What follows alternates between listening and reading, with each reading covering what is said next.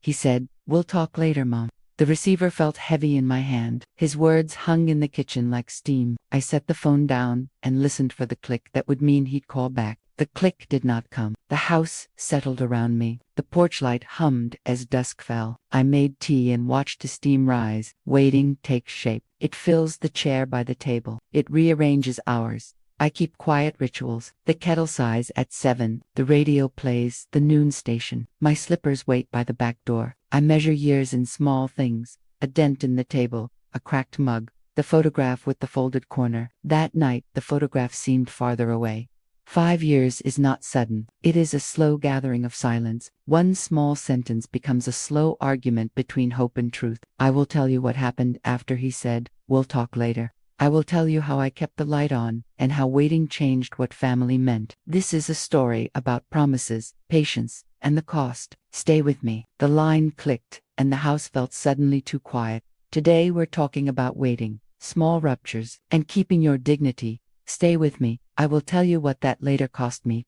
Hello, my dear. Come sit with me a little while. Today we're talking about waiting, small ruptures, and keeping your dignity. If this story warms you, please subscribe and leave a comment. Your words make this kitchen fuller. I will tell you plainly what 5 years of waiting felt like. I will tell you the small, practical things I learned about asking for clarity, and how to hold your ground with kindness. There will be hard moments and small triumphs. There will be a few tears and a few laughs. I promise to be honest and to offer simple steps you might use. Ask for a time, write it down, bring a witness. This story is for anyone who has been told later, and who needs permission to ask for now. Stay with me. I will tell you what that later cost me. Tell your story if you must. The kettle sang, and I kept the porch light on for old habits. Some people stop leaving the light on when their children move out. I never could. The porch has always looked strange in the dark. It's an old bulb, a little yellow, humming the same note every night like it's remembering something to dot. I start my morning slow. The cup goes on the saucer just so. Blue china, a hairline crack on the rim. I still use it because it feels like history you can hold. The radio hums low with the weather and the farm report. I don't need the forecast. I like the sound of it. It keeps me company when the house is still. There's a dent in the kitchen table, right? Where my husband used to rest his elbow. Sometimes I set my arm there and imagine the weight of his hand. It's the kind of memory you don't talk about, the quiet kind that lives between your chores. The clock ticks loud in a small house. Every sound is its own visitor. The fridge, the wind through the screen door, the squeak of a hinge that's needed oil for 10 years. These are the companions of age. They make the hours visible. I sweep, even when it's clean. I water the same 3 plants and talk to them a little. "Morning, sweetheart," I tell the one in the chipped green pot. It doesn't answer, but it grows anyway. Maybe that's all any of us can do. There's an extra chair at the table, and it never looks right pushed in. I keep it half out, like someone just stepped away. That's where my son used to sit when he'd stop by after work. He'd eat fast, check his phone, kiss the top of my head, and say, "We'll talk later, Mom." Later. It's a small word that can stretch for years. I still check the phone every afternoon. It's a landline, the old kind, cream-colored with a coiled cord. I like the weight of it. It feels like the kind of thing you could depend on. The blinking red light means someone called. Some days it blinks because a telemarketer tried, but my heart still jumps. I write grocery lists even when I don't need much. It's good to have reasons to step outside, to nod at the mailman, to keep your name familiar in the world. The porch creaks when I step out with my tea. The neighbor's dog barks once, then goes quiet. I watch the sunrise across the same fence my husband painted 20 years ago. The paint's chipped, but the wood holds. That's something I respect. Old things that keep doing their job. When the morning sun hits the kitchen window, it lights up the dust on the radio. I wipe it with the same cloth my mother used. She always said, "A clean counter means you're still trying." I try. Every day after breakfast, I sit in my chair and check the answering machine. Usually, there's one message: the pharmacy, the church reminding me about bingo, maybe Mrs. Dalton across the street asking if I want to share a ride to town. That morning, though, the machine blinked faster than usual. 5 times, 5 unheard messages. I stood there, holding my dish towel, the smell of tea leaves and toast still in the air. The house felt the way it does before a storm. Full but silent. My thumb hovered over the button, but I didn't press it right away. I wanted one more moment before I let other people's voices in. The kettle cooled. The porch light clicked off. I stood there, waiting, as if the messages could change on their own. Answering machine blinked. 5 unheard messages. My mother lit a candle for every late return. We knew how to wait and to keep our word. I taught my son to shake hands and to answer when called, yet some lessons drifted. I come from people who believed that keeping your word was the closest thing we had to holiness. My mother lit a candle for every late return. My father, my brothers, me. She said the light helped prayers find their way through the dark. When someone said they'd be home by supper, they were, and if they couldn't be, they called. It was never about perfection. It was about respect. Our house was small, always smelling of coffee and starch. My father worked in the mill. He came home with hands that smelled like iron, and stories that sounded like lessons. Fix what breaks, he used to say, but fix your word first. My mother ran the home like a small ship. The kettle was her whistle, the porch light her flag. She didn't say much about love, but she showed it in labor, in the way she ironed his shirts and made sure everyone had a clean plate. I grew up believing that silence could be peace, not punishment. When someone was quiet, you gave them room, not suspicion. That belief would come to test me later. I met my husband Charles at a church picnic. He had a laugh that filled the space between people. He offered me the last slice of pie, and I said no, then yes, then blushed. That's how it began, shy, ordinary, honest. We didn't have much, but we had manners. We said sorry, thank you, and we meant it. We believed kindness wasn't weakness, but a form of strength. When we married, we promised to tell the truth, even when it hurt. And we did mostly. When our son was born, we gave him that same code. I taught him to look a man in the eye, to shake hands firmly, to answer when called. I told him that promises were small bricks that built the house of your life. Break too many, and the roof caves in. He was a bright child, impatient and curious. He asked questions that took me by surprise. Why do grown-ups promise things they can't do? Why does later always mean never? I laughed then, but I think he saw something in the world early that I only learned after years. We raised him to be independent. Maybe too much so. I thought freedom was love. He thought distance was respect. Life was simpler when he was little. He'd help me in the garden, hand me clothespins on the line, whistle the same tune as his father. He was always moving, a blur of elbows and laughter. I thought we had taught him everything that mattered. Kindness, honesty, showing up when you say you will. But children grow into lives you can't edit. They keep your lessons, but sometimes they rearrange them. I taught my son to shake hands and to answer when called. Yet some lessons drifted. We trusted routine, to hold the seams, until they didn't. One skipped Sunday call felt like a soft crack in the usual rhythm. We trusted routine to hold the seams until they didn't. Life was good in the steady way that hides small fractures. We worked, we raised our boy, we saved a little. I cooked, he fixed things. We argued about the thermostat. Ordinary love, the kind that doesn't make headlines. When Charles passed, the world didn't tilt. It just grew quieter. The nights were long, but the mornings kept coming. So I followed them. I kept the porch light on. It made the dark seem less final.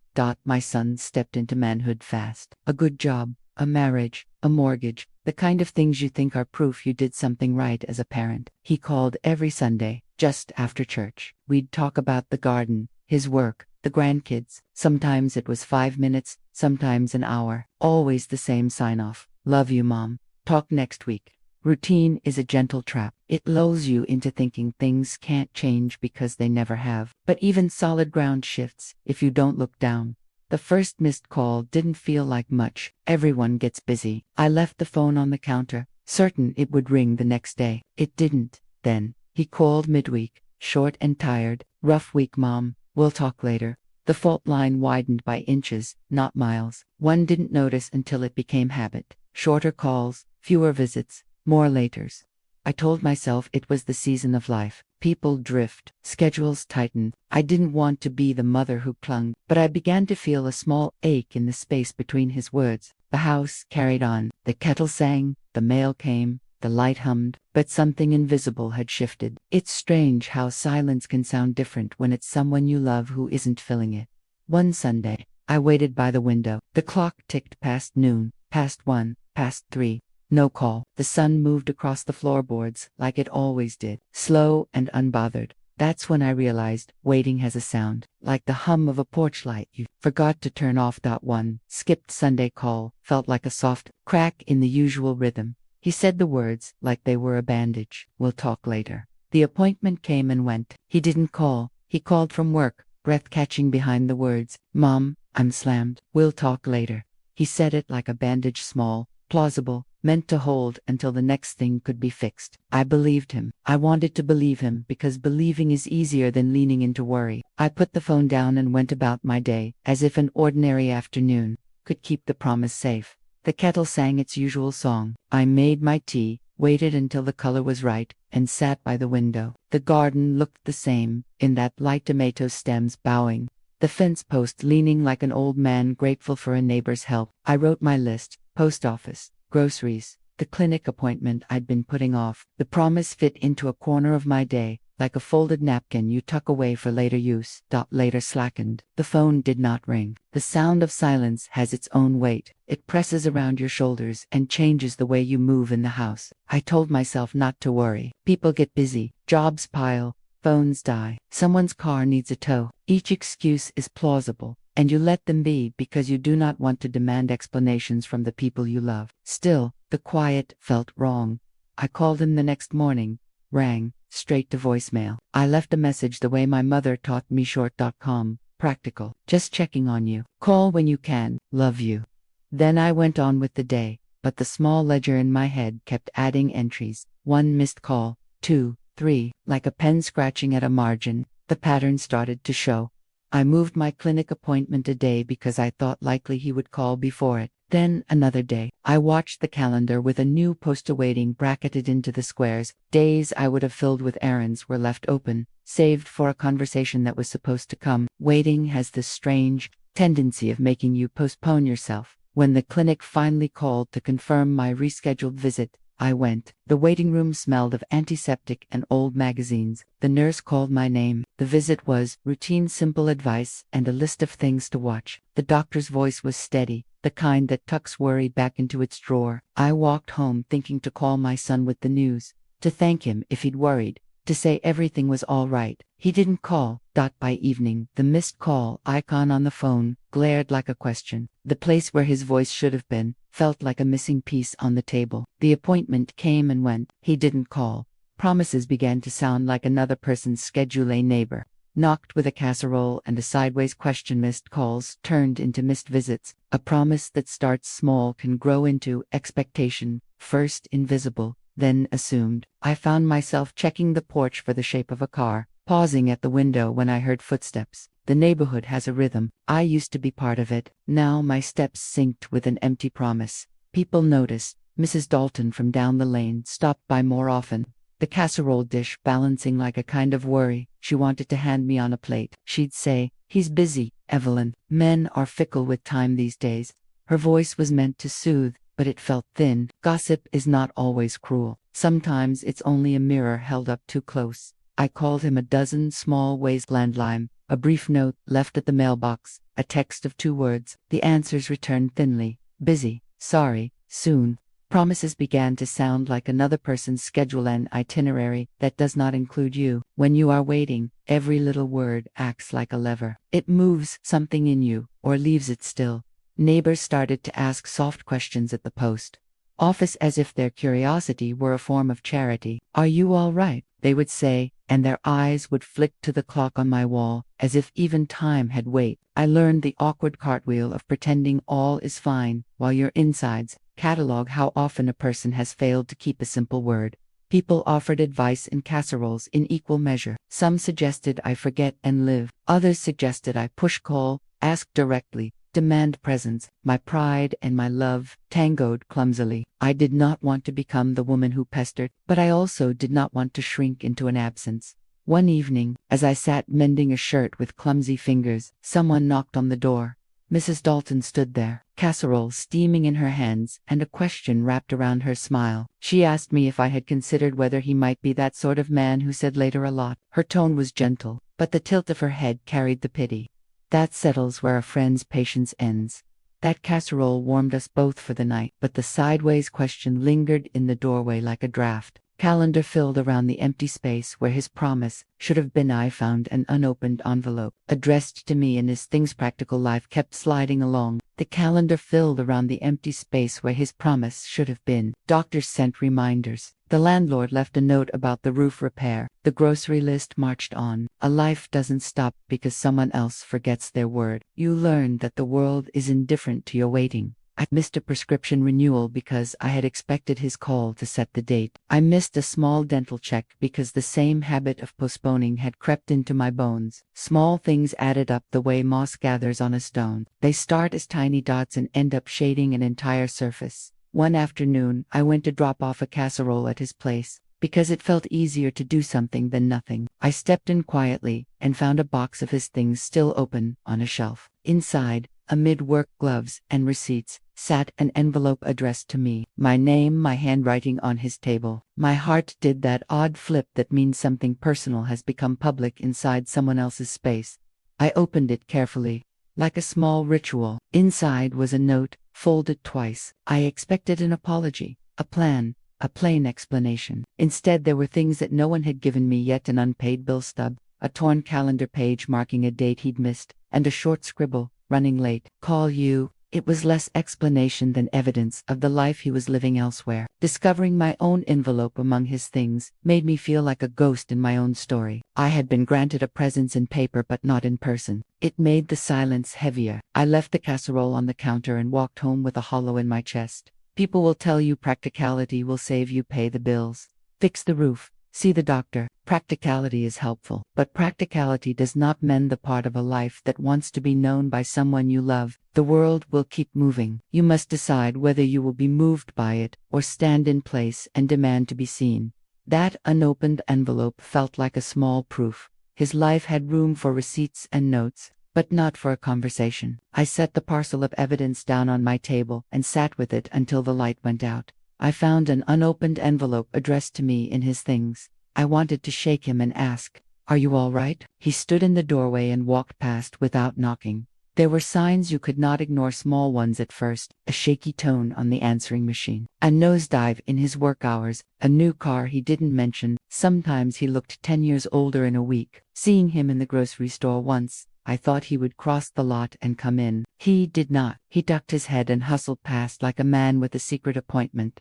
I wanted to shake him and ask, "Are you all right?" I wanted to reach across the produce aisle and say, "Tell me the truth." But we have a way of policing one another without restraint. I learned to take my questions gently when he was a boy. I kept that habit when he was a man, and it made some work possible, and some not. A neighbor told me she'd seen him speaking sharply with a man who looked like trouble, voices low and urgent. Another said his face looked worried when he walked by, the way a man's shoulders slumped when he carries more than he should. Worry complicates anger. It strings it with another color. Maybe he was struggling. Maybe silence came from shame, not malice. I tried to meet him halfway. I left notes, small, careful, at his door. One said, "If you need help, say it plainly. We'll figure the rest." Another said, "I love you. Call when you can." The notes sat like small islands of civility in a sea that had become rough. Sometimes they were collected, other times they lay untouched. Once I ran into him at the corner store. He was heavy with something we hadn't put words to. I reached out with a shopping bag in my hand and called his name. He paused, then continued to walk. He stood in the doorway and walked past without knocking. That day, I felt the full hollow of the action. It was a small thing, an omission, but it carried the weight of a decision. He had chosen distance, even if he didn't always mean to. I decided I would no longer be mere background in a life that needed daylight. They told me there wasn't time, and time is everything. They asked me to choose before the week was out. Then a deadline arrived that made everything feel urgent. The roof needed attention. The contractor left a note that a delay might void part of the insurance coverage. A letter came from the town about property upkeep. These were the practical things that speak in plain language: decide or pay more. They told me there wasn't time for digging in your heels or for slow conversations. Time is everything when it weighs you down like a ledger. My son's family echoed the same urgency. They had pulled their shoulders in close around the practicalities of their lives: a job change, a relative's illness, the unpredictability of care. "Mom," my daughter-in-law said gently one afternoon, "it would be so much simpler if we consolidated things. Maybe selling is best."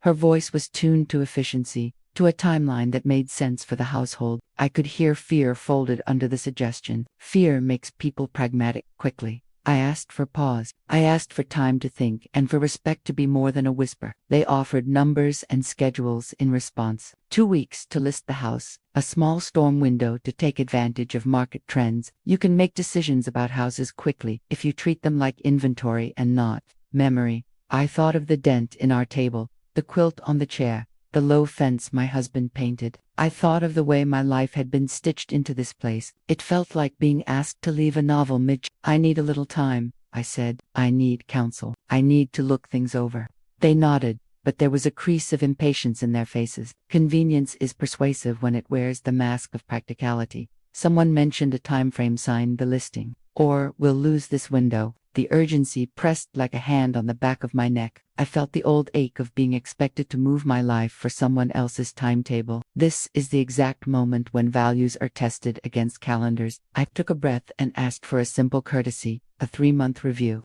a written plan, and that nothing moved without my consent. That request was small and reasonable. It landed like a stone in a still pond. For some, the splash was merely an annoyance. For others, it was a sign of trouble. They asked me to choose before the week was out. They were carrying a weight I hadn't seen. Knowing did not make forgiving easy. It was Mrs. Dalton who told me first. She called one evening, her voice thin as paper. "Evelyn," she said, "I think there's something you don't know."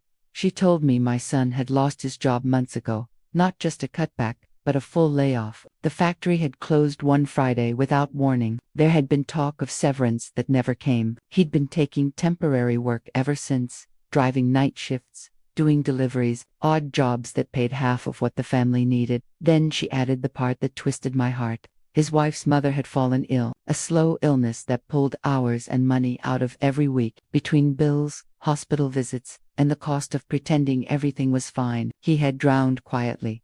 They were carrying a weight I hadn't seen. I sat in my kitchen, staring at the cold cup of tea I'd left unfinished, realizing I had been measuring my hurt in silence while they had been measuring their days in survival. Anger, once sharp, softened at the edges, but sympathy is not the same as peace. Compassion can coexist with pain, it just changes its shape. I imagined him sitting in his truck, the glow of the dashboard on his face, telling himself he'd call tomorrow when he wasn't so tired. Tomorrow turning into next week, next month, 5 years. I imagined his shame, how it must have hardened around him like frost on a window, clear enough to see through, impossible to break without cracking. I wept that night, not out of fury, but out of the heavy mix of love and pity that has no clean edges. I wanted to rush to his door and tell him he didn't have to disappear to stay strong, but I also knew boundaries matter. Pity can drown to people when only one is struggling, so I made a quiet decision. I would not wait for him to fix things alone, but I would not surrender my dignity to guilt, either. I would meet him halfway, with structure, not tears. That night I wrote down what a fair middle would look like. Calls, once a week, clear plans for money or visits, agreements in writing, not because I distrusted him, but because love without boundaries invites confusion. I wanted to show mercy, not enable absence. They were tired, yes, but I was tired too. Tired of being treated like an afterthought. Compassion had to have order, or it would collapse under its own kindness. Knowing did not make forgiving easy. I would help, but on terms that kept me whole. They called my insistence stubbornness. That I would help, but on terms that kept me whole, that became my promise to myself. The next morning, I sat down with pen and paper, not for poetry, but for boundaries. I listed what I could offer and what I could not. I could bring food, watch the children, cover small bills for a season. I could not surrender my home, my time, or my sense of peace. I could visit, but not relocate. I could give, but not vanish. When I told them, the room went cold. My daughter-in-law frowned as though I had broken some unspoken rule of motherhood. My son rubbed his temples. "Mom, we're just trying to make things easier," he said. "I know," I told him, "but easier for who?" I handed them the paper. It wasn't a manifesto, just bullet points, written neatly, with room for signatures. I asked for a 3-month reassessment, shared expenses, and mutual notice for big decisions. "This isn't a fight," I said. "It's clarity." They didn't like the word clarity. It sounded like accusation. He looked at me with that mix of confusion and wounded pride men sometimes wear when they are not used to being challenged gently. "You don't trust us," he said. "I do. I said. That's why I want it written down. So trust has structure. The mediator from church came the following week, a calm woman with soft eyes. She helped us frame the conversation so it didn't tilt into old habits, apology on one side, silence on the other. Still, there were moments when my son's voice sharpened and my daughter-in-law's sigh grew heavy with judgment. People like smooth love, boundaries make them uncomfortable, but smooth love often hides lumps of resentment underneath. That night, after everyone had gone, my phone rang. My son's voice came through, tight with frustration. "You made a scene, Mom," he said. "You made it sound like we're the bad guys." I kept my voice even. "No," I said. "I made it sound like we're a family that writes things down." There was silence. Then, a tired exhale. "You're stubborn," he said. "You always were."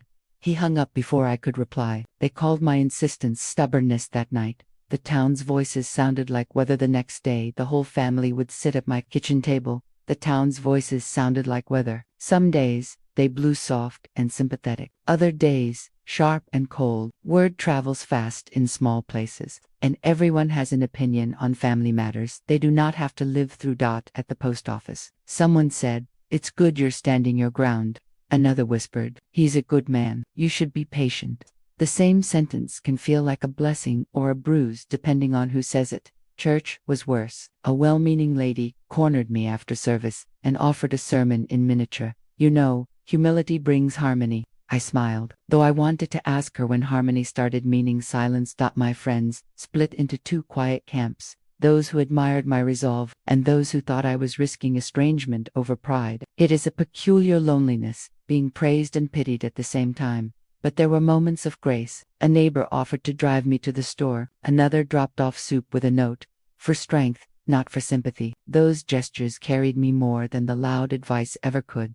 The tension gathered like clouds. My son texted less. My daughter-in-law spoke through practical updates, bills, schedules, repairs, never emotion. It felt like standing in a room where everyone was whispering but no one was listening. Then the mediator called. "It's time," she said. "We need to get everyone at the same table," literally. The words settled in my chest like a challenge. I looked at the old oak table in my kitchen, the same one with the dent from my husband's elbow, and thought, this is where I'll make my stand. We set a date for Saturday afternoon. I cleaned the house like company was coming, even though what was coming was confrontation. I polished the silver, brewed tea, baked bread, old habits of hospitality, my armor for what lay ahead. The night before, I barely slept. The porch light hummed its old, faithful tune. I wrote down a few notes on a card. Listen first. Speak calmly. Do not apologize for existing. I placed the card beside the teapot so I'd see it first thing in the morning. The next day, the whole family would sit at my kitchen table.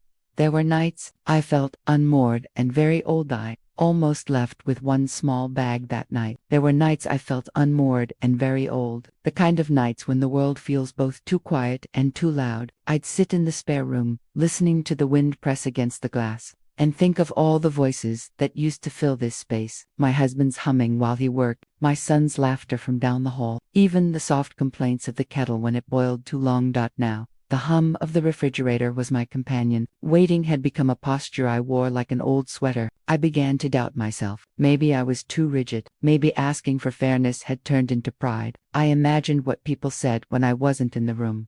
She means well, but she's stubborn. Old people don't like change. Those words stung, even as echoes.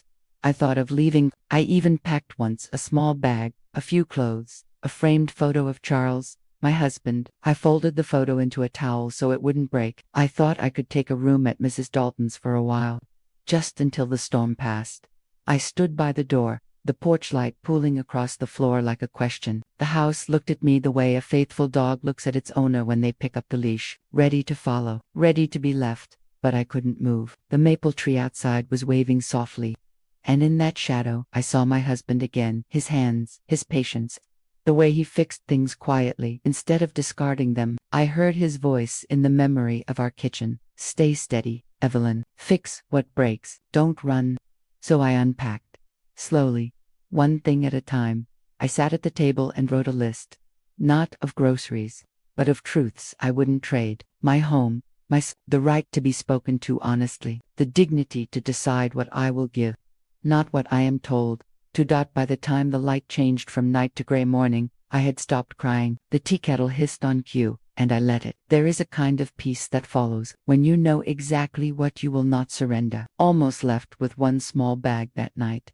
I chose respect for myself over shrinking. He called me that night and used words that I chose respect for myself over shrinking. The next afternoon, I put on my clean cardigan, set the table, and brewed tea strong enough to hold us all together. The mediator arrived first, notebook in hand, then my son, eyes heavy. His wife followed, polite but distant. We sat. The mediator reminded us of the rules. Listen, pause, respond, not react. I breathed slow and began.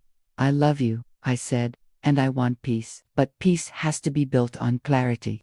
Then I unfolded my list.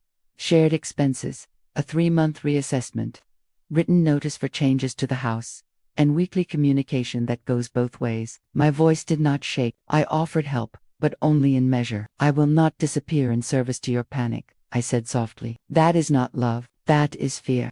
They looked stunned. My son blinked like a man adjusting to light after a long dark hallway. Mom, you're making this hard, he said. No, I told him. I'm making it honest.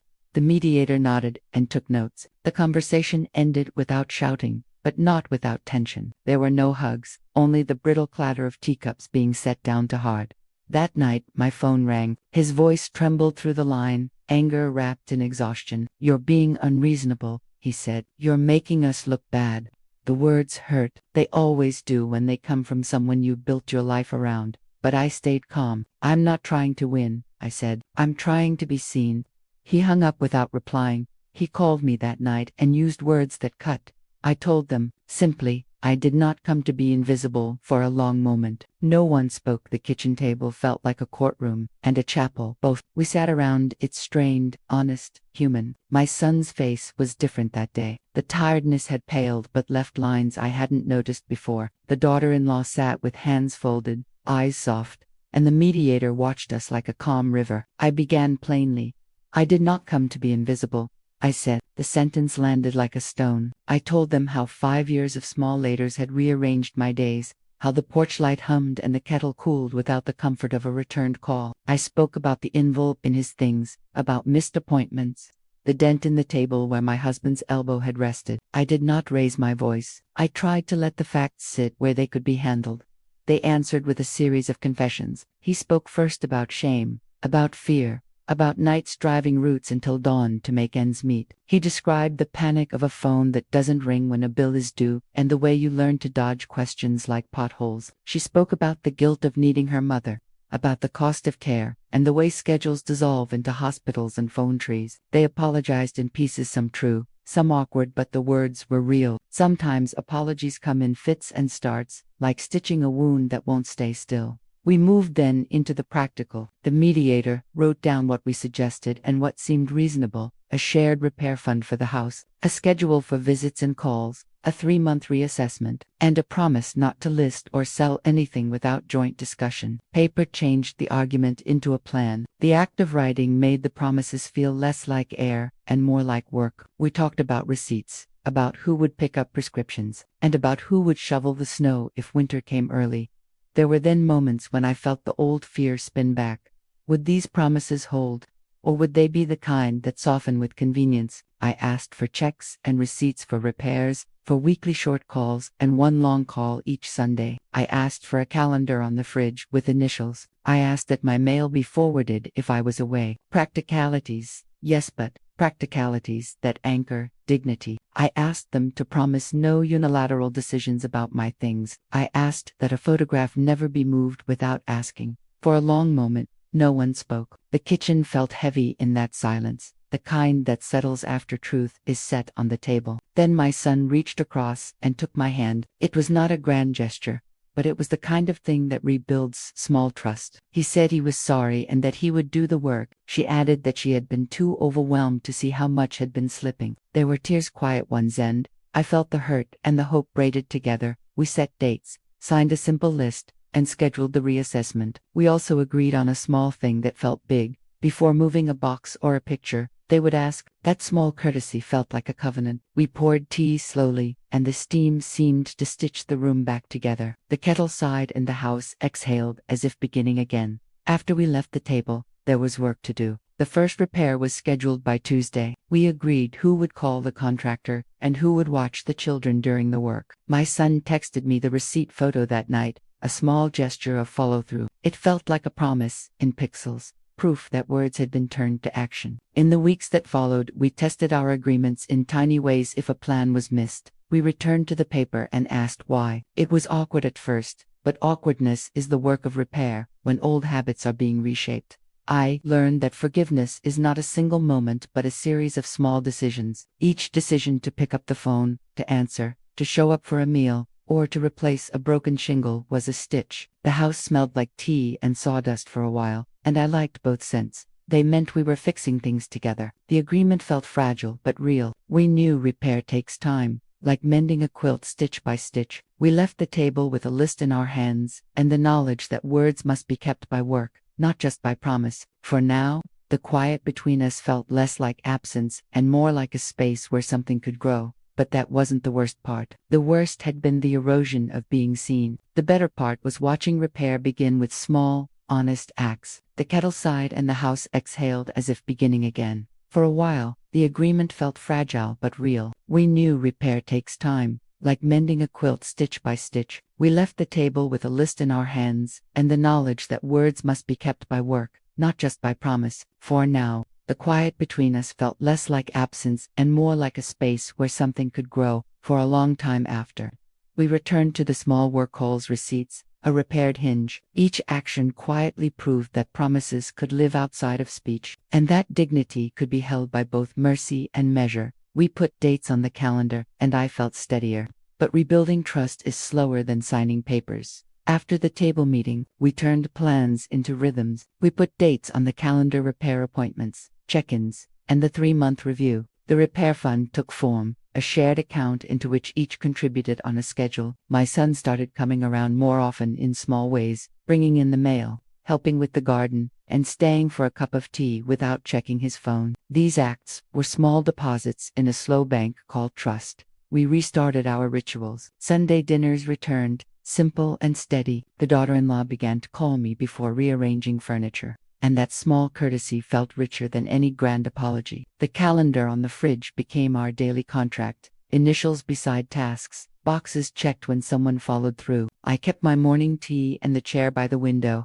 the anchors that reminded me who I was. The house hummed again with ordinary sounds. There were stumbles, a box moved without asking, and I felt my breath catch. A bill briefly unpaid caused an argument that we resolved by sitting down and calling the provider together. Each mistake tested the rules we had written. When friction flared, we returned to the paper and to conversation. The mediator checked in twice to smooth tone and remind us of commitments. It took humility to call for help and take it when offered. Neighbors noticed. Mrs. Dalton said the house felt calmer. The mailman smiled more often. Friends offered casseroles and rides, small kindnesses that steadied a worn heart. Some people still whispered. Repairing reputation is quieter work than making headlines. I learned that steadiness matters more than victory. I began to reclaim small independence, walking to the post office, paying my bills, scheduling my doctor visits again. I carried the key in my hand like a small talisman and checked it with a grateful smile. I taught my granddaughter to fold paper boats and showed her how to tie a knot in the line so the boat would hold. Those trivial acts were proof I was still here,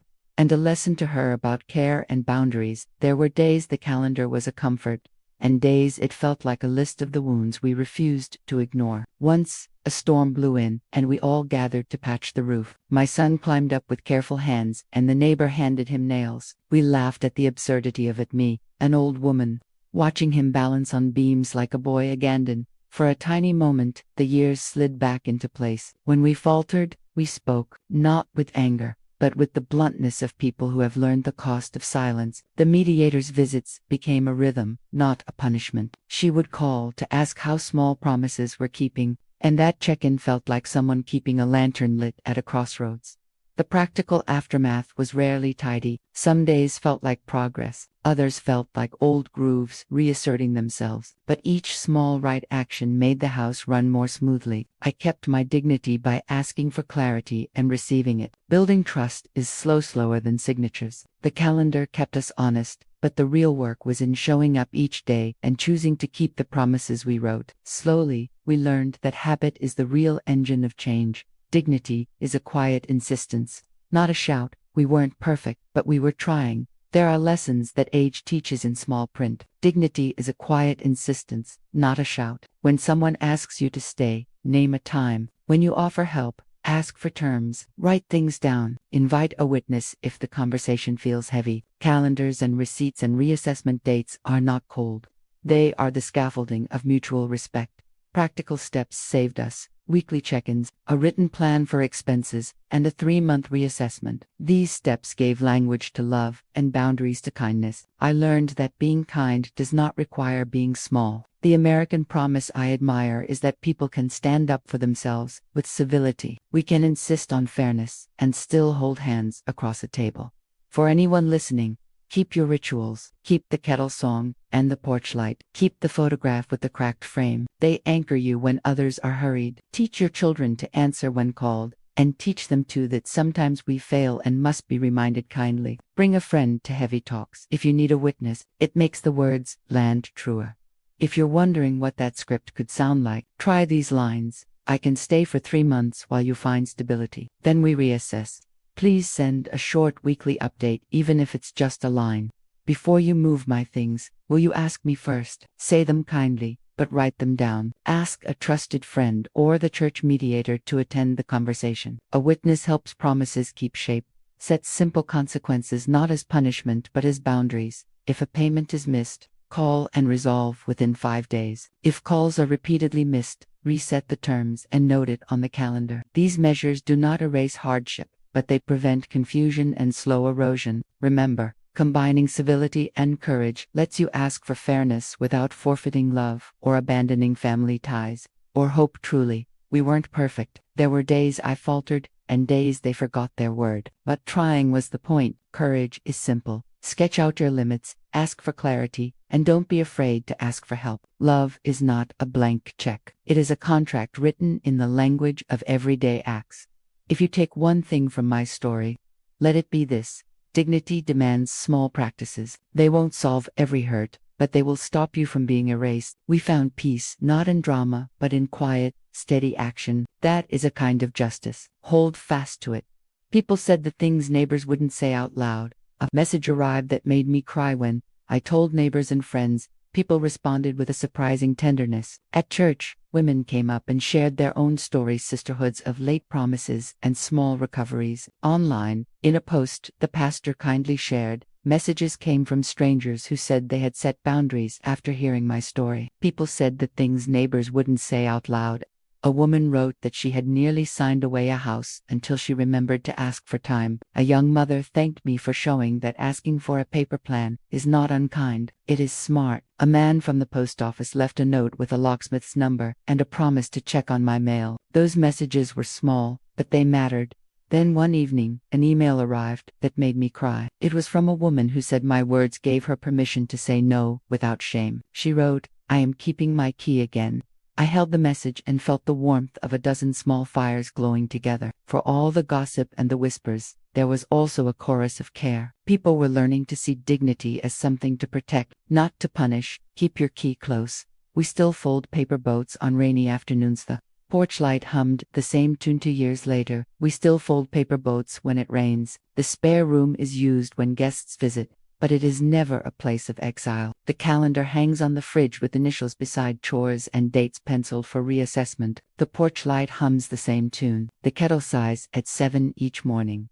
My son calls weekly and sometimes twice on busy days. He comes for Sunday dinners and stays long enough to clear the dishes. The daughter-in-law asks, before moving a picture. The small rituals of respect stitch us back together in a way that looks ordinary but feels sacred. I keep my key and my morning cup and the dent in the table that remembers my husband's elbow. We still have slip-ups. We still argue about money and timing. But the pattern of asking and answering, The simple practice of checking the calendar and forwarding mail when needed keeps us from sliding. The house smells like bread sometimes, and the radio plays the noon report. It is a life that carries both memory and repair.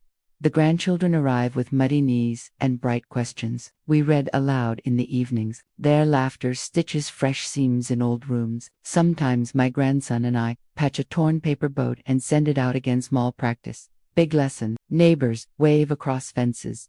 Mrs. Dalton brings over muffins. These ordinary kindnesses keep the rhythm steady and house a place where memory and new life share the same table. If this touched you, tell me what you would have done next time. The addict letter that changed everything. If this story touched you, tell me what you would have done in the comments below. Subscribe for more stories from my kitchen and my porch. True tales that might help someone you love. Your words are a comfort and a guide to others. Next time I'll tell you about a letter I found in the attic. It changed how we remembered a whole summer. Bring a cup of tea. Share this story with someone who needs to hear it today. Thank you for listening. Special thanks to neighbors, friends, and the quiet hands that helped us mend. See you soon.